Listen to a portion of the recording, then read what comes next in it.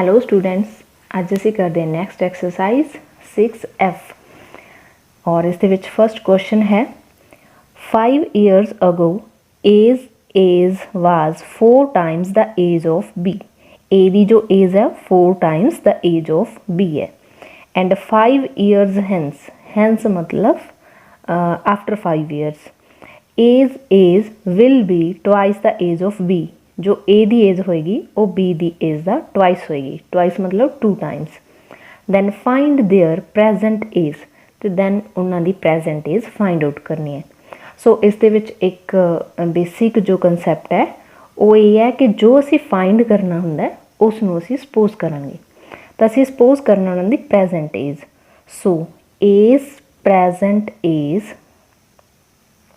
जो A the present age है उसनूं असीं सपोज कर लांगे एक्स ईयर है। ओके, सेम एज जो बी दी प्रेजेंट एज है इसनूं असीं सपोज कर लांगे दिस इज वाई ईयर। ठीक है, दैन 5 years अगो, दैन 5 years अगो 5 years पहला साडे कोल जो एज होएगी ए दी वो कितनी होएगी। ए दी जो एज है वो कितनी होएगी एक्स ईयर उन्होंने हुण प्रेजेंट एज है तो 5 साल पहला उन्होंने एज कितनी सी, विचों माइनस कर दो 5। एंड बी दी जो एज है वो 5 ईयर पहला देख रहे हैं असीं दोनों दी एज, तो की होएगी इस दे विचों भी माइनस कर दो 5 ईयर्स तो वही होएगी।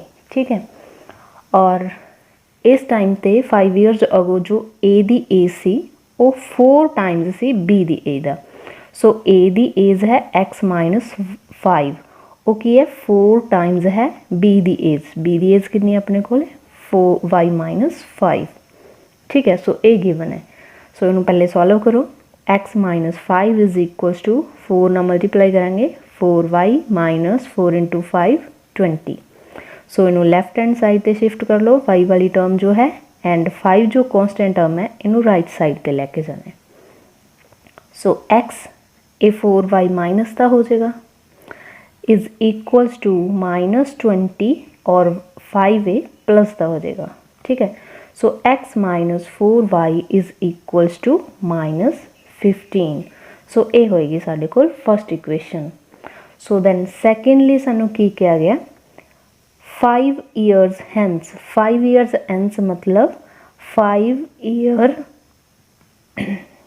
हैंस का मतलब हुंदा आफ्टर, मतलब हुण प्रेजेंट एज ए है तो उस तो 5 years बाद कितनी एज होएगी, तो 5 years बाद एज कितनी होएगी। देखो प्रेजेंट एज ए है तो 5 year बाद जो ए दी एज है उस दे विच 5 ऐड हो जाएगा।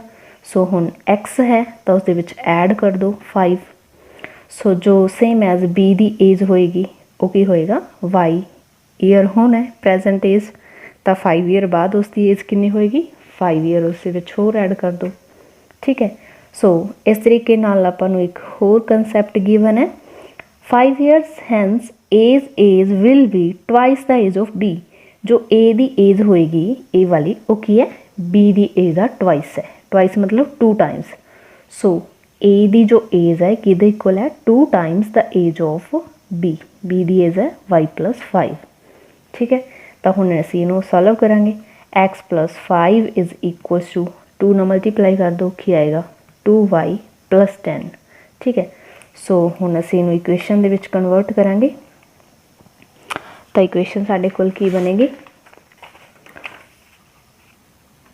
x प्लस 5, इसनूं असीं y वाली टर्म नूं minus 2y left hand side ते शिफ्ट कर देंगे। So this is equals to 10 और 5 इधर आ गए माइनस का होएगा तो 5 इत्थों स्किप कर दो। ठीक है, तो 5 इधर आ जाएगा माइनस का हो जाएगा। So x minus 2y is equals to 10 minus 5 is 5। ठीक है, और ये है साडे कोल इक्वेशन सैकेंड। हुण जो फर्स्ट एंड सैकेंड इक्वेशन है इन्होंने असीं सॉल्व करके x एंड y की वैल्यू फाइंड आउट करांगे। ठीक है, so x minus 4y equals to minus 15। First equation तो ये आ रहा है एंड सैकेंड इक्वेशन तो x minus 2y is equals to 5। ठीक है, दोनों के कोफिशिएंट x दे देखो इक्वल है। सो साइन चेंज कर दो डायरेक्टली, ये कैंसल हो जाएंगे opposite sign they.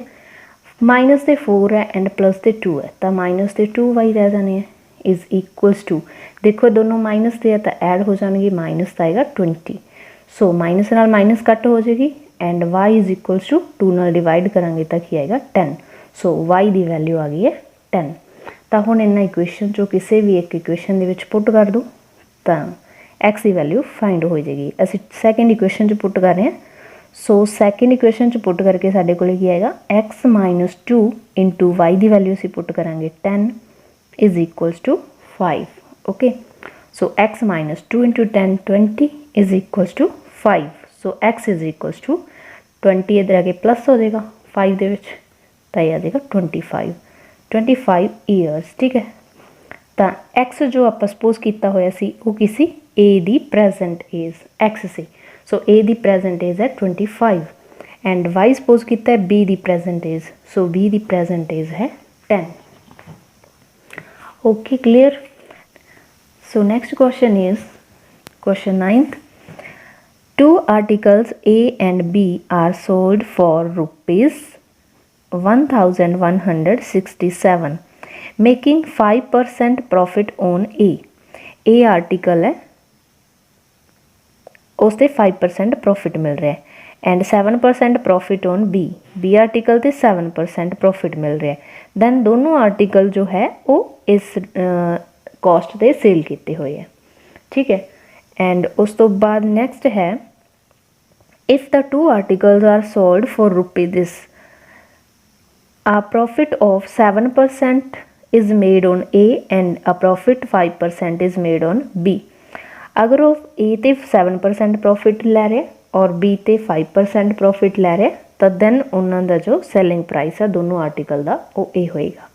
Then find the cost price of the each of article, तो इत्थे असीं फाइंड आउट करना है हर एक जो आर्टिकल है उसका कॉस्ट प्राइस की होएगा। ठीक है, तो जो चीज़ असी फाइंड आउट करनी है उसनों पहला असी सपोज कर लेना है, तो असी सपोज करांगे cost price of article a जो है इसका एक्स है एंड सिमिलरली दूसरे नूं असी कॉस्ट प्राइस ऑफ बी का जो है उन्होंने सपोज करांगे वाई है। ठीक है, तो हुण असी इहनूं सॉल्व करांगे, तो सैलिंग प्राइस देखो इसका की होएगा, अगर कॉस्ट प्राइस ए का एक्स है तो इनू असी किहदे विच सेल किया होया 5% प्रॉफिट ते, तो इसका की आएगा अपने कोले एक्स, तो इसका कॉस्ट प्राइस सी प्लस इहदे विच ऐड होएगा प्रॉफिट, तो प्रॉफिट कितना है 5% ऑफ एक्स। ठीक है, तो ये की आएगा एक्स प्लस 5% ऑफ एक्स की होएगा 5/100 मल्टीप्लाई बाय एक्स। सो इसनों असीं सॉल्व करांगे तो देखो 100 एलसीएम आएगा, तो 100 ना मल्टीप्लाई करके क्या देगा 100x plus 5x divide by 100, so this is equals to 105x/100। ठीक है, सो ये आ जाएगा सैलिंग प्राइस।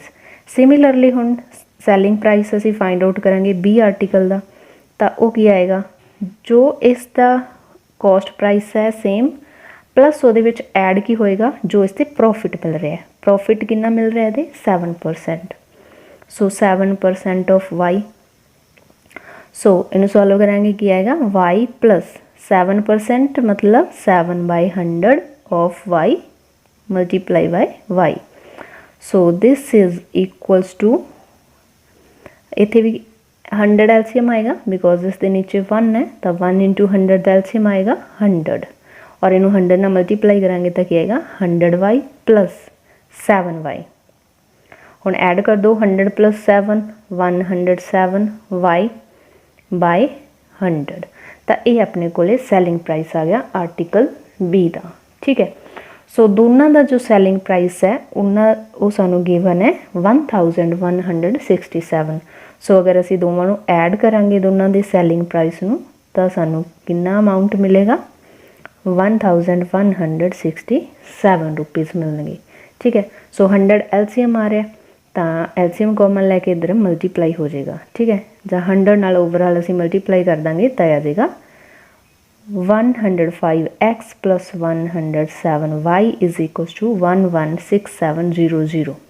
सो इसनूं सपोज करांगे इक्वेशन 1। सिमिलरली असी सैकेंड इक्वेशन जो है वो बनावांगे और वो साडे कोल कित्थे बनेगी, जो सैकेंड गिवन है।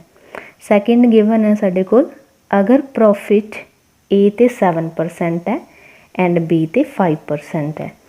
तो देखो अगर ए ते 7% है तो वह एस पी की होएगा एक्स प्लस 7% ऑफ एक्स, ठीक है। एंड इसनों असी की लिख सकते हैं, एक्स प्लस 7/100 एक्स। तो देखो जो एलसीएम लैके असी इनू सॉल्व करांगे तो कितना आएगा 107/100 एक्स आ जाएगा, ठीक है। सिमिलरली बी का अगर एस पी असी फाइंड आउट करांगे इस आर्टिकल का, तो की आएगा, इसका एस पी होएगा वाई है सी इसका कॉस्ट प्राइस वाई प्लस इससे प्रॉफिट कितना मिल रहा है, हुण सानू 5% मिल रहा है। तो दिस मीनस असी इसका फाइंड आउट करांगे 5% ऑफ वाई, ठीक है। बिल्कुल सिमिलर वे दे विच, तो वाई प्लस 5/100 वाई। सो इनू असी एलसीएम लैके ऐड करांगे तो की आएगा 100 एलसीएम आ जाएगा एंड 100 प्लस 5 105 वाई, ठीक है। सो ये दोनों के सैलिंग प्राइस आ रहे हैं। सो दोनों का सैलिंग प्राइस जो कंबाइन है वो सानू गिवन है 1165। सो दोनों ऐड करके इसके इक्वल आ जाएगा, ठीक है। सो ऐड कर दो दोनों, की आएगा 107/100 एक्स प्लस 105 वाई बाय 100। सो ऐड करेंगे दोनों का सैलिंग प्राइस तो साढ़े कोल की आएगा 1165, ठीक है। क्लीयर। उस तो बाद देखो हुण एलसीएम लवांगे असी 100, तो 100 जाके इधर मल्टीप्लाई हो जाएगा। So 107x plus 105 y is equal to 116500, ठीक है। सो ये साढ़े कोल सैकेंड इक्वेशन है। फर्स्ट इक्वेशन साढ़े कोल की बनी सी, इनू असी एक बारी दोबारा लिख लें, 7y इज इक्वल टू 116700, ये साढ़े कोल सी फर्स्ट इक्वेशन, ठीक है। तो हुण असी एक्स एंड वाई की वैल्यू इन्हां तो फाइंड आउट करनी है। तो देखो अगर असी डायरैक्टली इनू सॉल्व करांगे तो ये काफ़ी लेंथी बनेगा, बिकॉज जो ये वैल्यूज़ है वो काफ़ी ग्रेटर है। सो बाय ट्रिक असी इसनू सॉल्व करते हैं।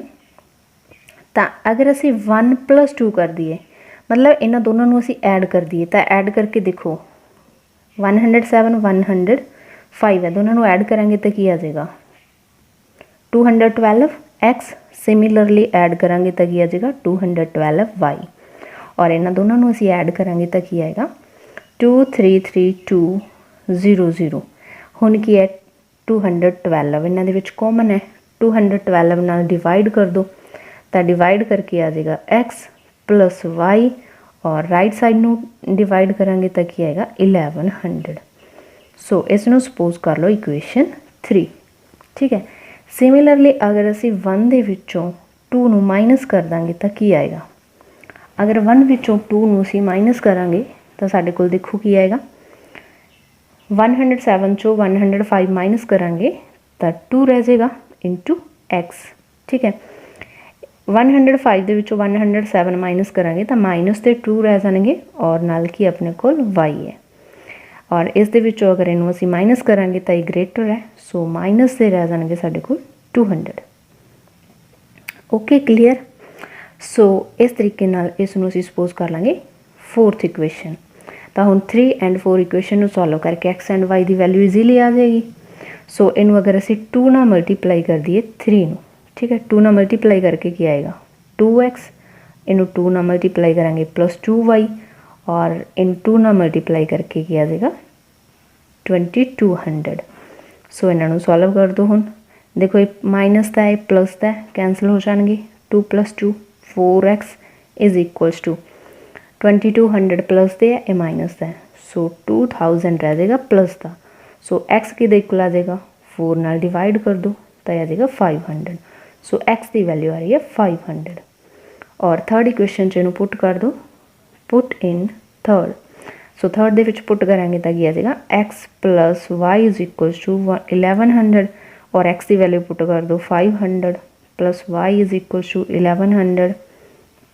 सो y is equal to 1100, 500 minus हो जाएगा, सो y की वैल्यू की आ रही है 600, ठीक है। सो असी y क्यों सपोज किया होया सी, जो आर्टिकल B है उसका cost price, and x suppose किया हुआ सी जो आर्टिकल ए है उसका कॉस्ट प्राइस। ठीक है, और इस तो नैक्सट है question 10th, Pooja and Ritu can do a piece of work in 17 into 1/7 days. If 1 day work of Pooja be 3/4 of the 1 day work of Ritu, then find in how many days each will do the work alone. ਅਸੀਂ ਪਹਿਲਾਂ ਇਹ ਦੇਖੋ ਵੀ find ਕੀ ਕਰਨਾ ਹੈ। ਦੋਨੋਂ ਅਗਰ ਕੱਲੇ ਕੱਲੇ ਕੰਮ ਕਰਨ ਤਾਂ ਕਿੰਨੇ ਦਿਨਾਂ 'ਚ ਕੰਮ ਕਰ ਸਕਦੀ ਹੈ। ਠੀਕ ਹੈ, ਸੋ ਦਿਸ ਮੀਨਸ ਜੋ ਪੂਜਾ ਹੈ ਉਹ ਕਿੰਨੇ ਦਿਨਾਂ 'ਚ ਕੰਮ ਕਰ ਸਕਦੀ ਹੈ। ਅਸੀਂ ਸਪੋਜ਼ ਕਰ ਲੈਣ ਨੂੰ ਐਕਸ ਦਿਨਾਂ ਦੇ ਵਿੱਚ। ਜੋ ਰਿਤੂ ਹੈ ਉਹ ਕਿੰਨੇ ਦਿਨਾਂ 'ਚ ਕੰਮ ਕਰ ਸਕਦੀ ਹੈ, ਵਾਈ ਡੇਜ਼ ਦੇ ਵਿੱਚ ਕਰ ਸਕਦੀ ਹੈ। ਠੀਕ ਹੈ, ਅਗਰ ਇਕੱਲੇ ਇਕੱਲੇ ਨੇ ਕੰਮ ਕਰਨਾ ਹੋਵੇ ਤਾਂ। ਉਸ ਤੋਂ ਬਾਅਦ ਦੇਖੋ ਹੁਣ ਆਪਾਂ ਨੂੰ ਕੀ ਗਿਵਨ ਹੈ, ਜੋ 1 day ਵਰਕ ਹੋਏਗਾ, 1 day वर्क ऑफ पूजा, पूजा का जो 1 day वर्क होएगा और की होएगा इसका रेसिप्रोकल कर दो 1/x। और 1 day वर्क जो रितु का है, रितु का वर्क कितना होएगा सेम एज रेसिप्रोकल 1/y। एक कंसैप्ट तुसी 8th क्लास के विच पहले कर चुके हो, सेम कंसैप्ट है। अगर जिन्ने दिनों के विच काम कर रहे हैं तो अगर एक दिन का काम फाइंड आउट करना हो तो उसका रेसिप्रोकल होएगा, मतलब ये फ्रैक्शन होंदा है जिन्ना एक दिन दे विच काम करेगा। ठीक है, सो हुण 1 day work of both, both मतलब दोनों रितु एंड पूजा दोनों का अगर एक दिन का काम देखिए दोनों मिल के काम करनगे तो कितना काम करनगे 1/x + 1/y, दोवां नूं ऐड कर दो। बट सानू एक चीज़ गिवन है कि दोनों अगर मिल के काम करते हैं तो इन्ने दिनों विच करते हैं।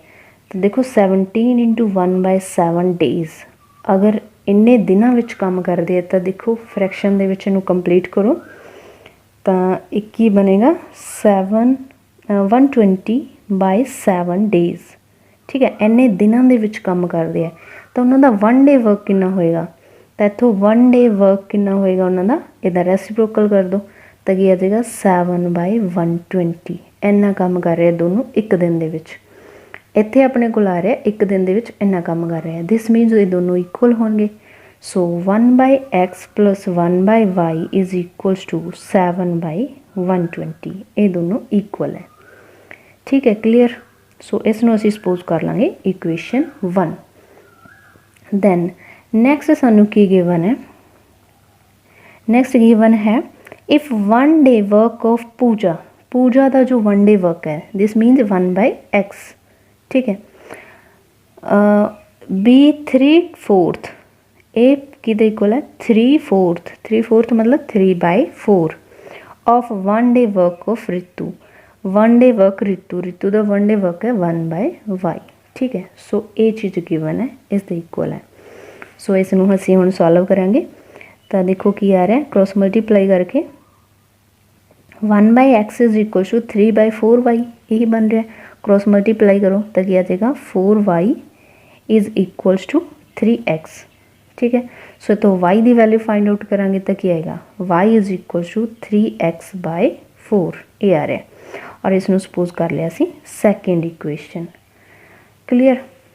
सो हुण असीं अगर इसका रेसिप्रोकल कर दिए तो की आएगा y किस दे इक्वल है 3x/4, इनू सैकेंड इक्वेशन सपोज किया होया। एंड अगर असीं इसका रेसिप्रोकल कर देंगे तो साडे कोल y आएगी 1/y की वैल्यू आ जाएगी 4/3x। ठीक है, ये वाली वैल्यू असीं पुट कर देंगे इन फर्स्ट इक्वेशन। देखो फर्स्ट इक्वेशन साडे कोल की बनी हुई है, ये वाली इक्वेशन है, इस दे विच 1/x एज इट इज़ आएगा प्लस जो 1/y है इसकी जगह पर असीं वैल्यू पुट करांगे 4/3x। ठीक है, इसकी वैल्यू पुट करती 1/y की, इक्वल कि है 7/120, ये गिवन है। इसका हुण एलसीएम लवांगे कितना आएगा, ये 3x है ये x है तो एलसीएम आएगा 3x। तैनूं 3 नाल मल्टीप्लाई करांगे तो 3 × 1 3 प्लस इसनूं मल्टीप्लाई करने की जरूरत नहीं है, नीचे 3x ही already. So 4 is equal to 7/120। ठीक है, क्लीयर है। उस तो बाद देखो हुण असीं इहनूं ऐड करांगे तो 7/3x इज इक्वल टू 7/120 आ गया। ठीक है। सो हुण असीं इहनूं क्रॉस मल्टीप्लाई करके सॉल्व करांगे। तो अगर असीं क्रॉस मल्टीप्लाई करिए तो की आएगा 3x into 7 is equals to 7 into 120। तो देखो 7 7 आ रहा। अच्छा, तो एक स्टैप होर करो, एक्स की वैल्यू असीं फाइंड आउट करनी है। तो 7 इंटू 120 है और ये जाके डिवाइड हो जाएगा 3 इंटू 7। तो दोनों नाल डिवाइड कर दो, 3 नाल भी 7 नाल भी। तो 7 नाल 7 डायरैक्टली कट हो जाएगा, 3 के टेबल से कट करांगे तो 40 आएगा। सो एक्स की वैल्यू आ रही है 40। ओके, तो 40 डेज़ दे विच काम करेगी पूजा। और दैन असीं फाइंड आउट करना है वैल्यू वाई दी। सो वाई दी वैल्यू फाइंड आउट करने लिए सैकेंड इक्वेशन च वैल्यू पुट कर दो। So put in second y is equals to 3/4 into x. X की जगह तो इत्थे पुट करांगे असीं 40। सो 4 के टेबल से कट करांगे 10 आएगा। सो वाई के इक्वल आ रहा है 30। सो रितु जो है वो इस वर्क नू कंप्लीट करेगी 30 days they which. Thank you for watching.